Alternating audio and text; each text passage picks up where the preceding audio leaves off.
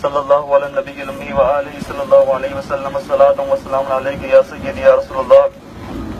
Today we are here because the Muslim Ummah is like one body, and in a body, if even one finger feels pain, the rest of the body feels that pain. For example, if one finger hurts, then the rest of the body in its function, and we feel that pain. We feel the pain of one finger. And today, our brothers and sisters in Burma are going through pain, and we are here to condemn the ruthless and brutal acts that are being committed against them.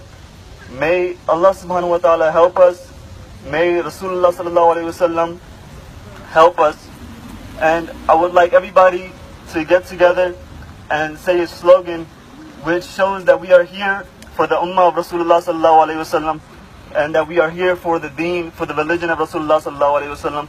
Everybody please say with me, Labbaik, Labbaik, Labbaik, Ya Rasulullah, Labbaik, Labbaik, Labbaik, Ya Rasulullah, Labbaik, Labbaik, Labbaik, Ya Rasulullah.